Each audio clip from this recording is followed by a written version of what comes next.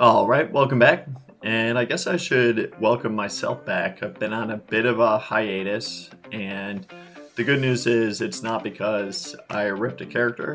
I've just been having some IRL fun. Went to a concert last week, saw Quinn 92 at Chop Shop, and then went to the Southside Classic, the Crosstown Classic, watched my Sox beat the Chicago Cubs.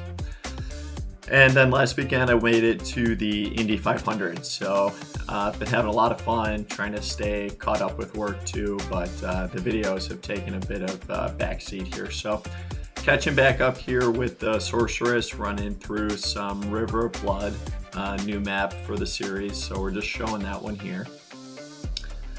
And got a nice little anvil guard with max PDR, so I'm sure the Amazon or someone's mercenary will be able to use that. Taking care of the mini boss here, and his blood golems fighting Abanaus the Rotten. Not too bad, just gotta make sure he's getting tanked and get those blood golems down. But not too long later, we find a G-Bane, a Gladiator's Bane. So making some progress towards the Grail here. And yeah, make it to the map boss here, fighting Belial, Lord of Lies. He messed up my mercenary pretty good, so we had to cut him away, make sure we come back full strength, and then, isolate him, take him down. But yeah, just grinding around, looking to see how we can keep progressing the account. We still need all sorts of stuff, a ton of Grail items. We need to make our way through, get to declone before too long either. So we found a nice little MPK ring here that turned into a decent brick. So maybe the Paladin will be using that for his Rathma setup. But overall, pretty good brick.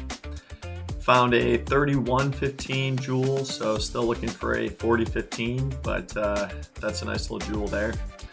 And then we swapped over to the Assassin, running some Corrupted Arcane Sanctuary, just looking for some experience on the Assassin. And then this is the first map that we ventured into. Still running Blade Sentinel, which is not the best mapping setup for an Assassin. But it's just fine. Assassin's clear speed gets better when they become quite a bit more defensive oriented, and they can fly in with Dragonflight into the packs, make some quick work of them, and just progress through the map as quick as they can. The Mercenary got tanked down like very quickly, so I just came back, wanted to check out what his gear was at, where his breakpoints were. So we swapped on a lot more PDR. Made sure we got his attack speed, breakpoints, just to a point where you can get the amplified damage, procs out a little bit more. And then overall, he was much more reliable, much tankier throughout the rest of the map. So, just if anything seems to be going awry, it's always worth it to go back home and take a quick look. Making our way through the end of the map here, and overall, pretty happy. It felt pretty safe. Felt pretty quick too. But overall, I know we could do a lot better on the Assassin, and keep pushing through the maps to use them as a way to keep gaining levels. I thought real hard about slamming that traps. I probably should have, honestly. Could have hit like +1 and that could have been useful, but it didn't have any resistances, didn't have any life, and that would be a full sellout of DPS instead of taking care of any defensive stats at all. So I just decided against it. We end up with another drop coming up here in a sec with Howl Tusk. Just another one off the Grail, nothing too special there. But then we make our way to the boss, and I think this is where the Assassin really shines. If you blinked, the boss was dead.